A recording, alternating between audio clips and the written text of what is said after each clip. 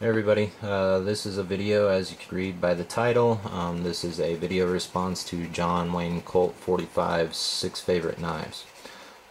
This is about my 5th attempt on trying to make this video, and John, I really appreciate the fact that you decided to put this out there.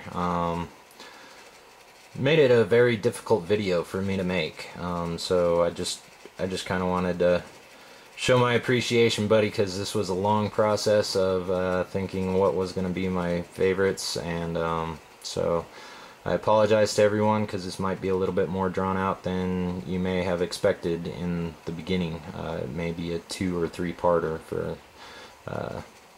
that matter. Anyway, so let's get started. First decision, favorite knife of all time, is very difficult for me. I went along with the Spyderco Military. Reason why is because of the fact that one, just the amount of different uses that you could use this thing for. One, it would be a great EDC. You can use it for food prep. It's fun to play around with, you know, just sitting around. It's a good flipper. Very fast.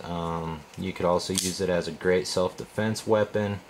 Just so many things that you can use this knife for are excellent. It's a very difficult knife for me to carry in my state because the legal limit is 3.5 inches, and considering this is a 4-inch blade length, I really don't carry it anymore. So one of my older ones that I used to carry all the time, I just don't anymore. But the reason why I chose the Spyderco Military over the Chris Reeve is because of the fact that I kind of went along the lines of manufacturer as well, of who would be my favorite of all time knife manufacturers. The reason why is Spyderco is one of those companies that just is constantly creating. They're never really changing necessarily the blade shape. Every so often, you know, they'll throw out a different blade shape, but they're pretty primarily along the lines of the leaf blade type shape, which is excellent. No problems with that. But the fact that they're so creative in all the knives that they make, they're constantly changing things up, you know, giving somebody something else to look forward to purchasing. You know, it's not basic, where Chris Reeve has pretty much stood the test of time for same blade shape, same handle ergonomics. I mean, it's an excellent knife, but at the same time, pretty much nothing has really changed along the Chris Reeve folder line. Handles have changed a little bit, not by much. Same materials pretty much primarily used. You know, S30V, I know they've had the BG42 and the ATS34 blade steels, but nothing else has really ever changed. Pretty much always been titanium. One thing that Chris Reeve does do a lot of is, you know, you can cost you a lot extra, but you could always have those inlays to make your knife a lot better, or should I say a little bit different. But overall, this is just probably the best handling knife, period, ever made. I would have to say, just because of all the ability and the different things that you can use it for. Favorite EDC that I would have to say, lately, I would have to go with the Chris Reeve regular, with the dual thumb studs. One thing is that it's got the left release for me, so that makes it definitely better. I like the weight, the fact that it sharpens up good. I really like the sharpening ability. I like the looks of it. I like the fact that, you know, I can show it off to somebody and they're like, you know, they really like the knife. It's not threatening to a lot of people when they see it come out, because it does have some sort of, you know, elegance to it, even though it is a big knife. But a lot of people just don't seem to be as threatened with this as they would with something where if you were to flip this guy out, you know, then they'd feel a little bit more intimidated than if you were to just slowly push this guy out. But overall, pretty much two favorite knives, knife makers, knife companies, period.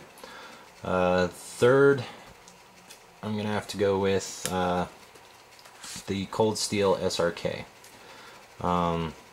I've had this thing for so many years, I can't even remember when I bought it, to tell you the truth. It is the Cold Steel SRK.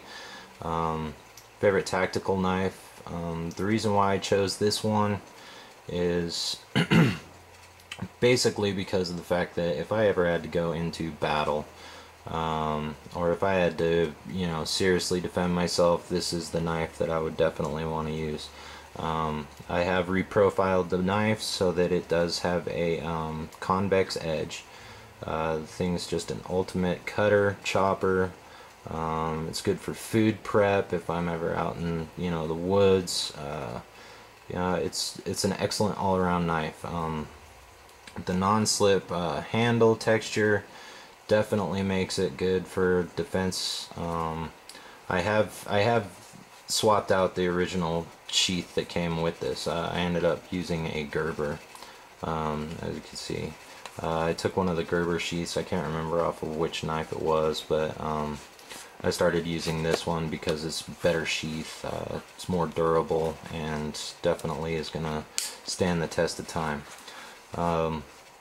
This was another difficult one that I came across because he didn't really specify as towards whether or not tactical meant fixed blade or, you know, just basically whatnot. But if I had to go into battle, this would be my first choice of tactical.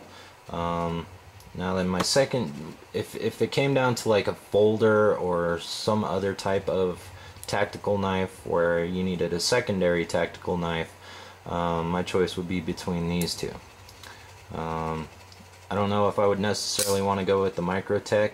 The blade, it's a little bit more flimsy, you know, it does have that play to it, so would you necessarily want to have to rely on an automatic if you needed to go into battle and you needed to pull this out?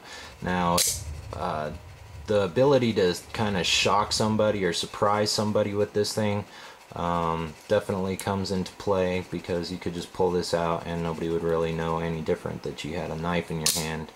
And the fact that it is, you know, double-edged definitely plays a role with tactical ability.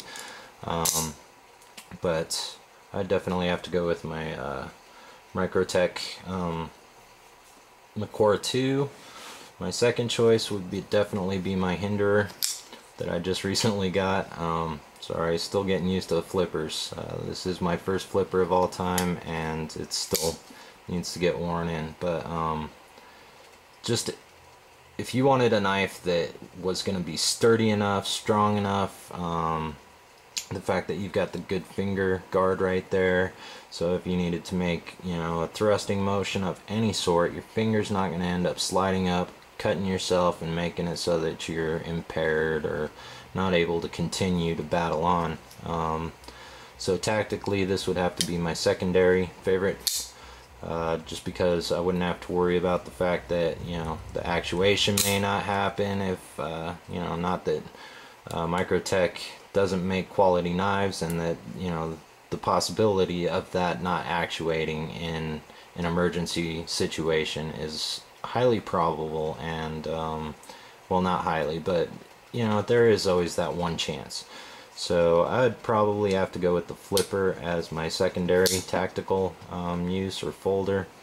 Not to mention, this thing you could use in the field. The durability of it is just going to stand the, you know, the test of time, I think, a lot more than this thing would. And you can use this for a lot more different roles out in the field tactically than you could with this one. So I'm running out of time, so there's going to be a part 2, and please hold on, and I'll be right back. Thanks, bye.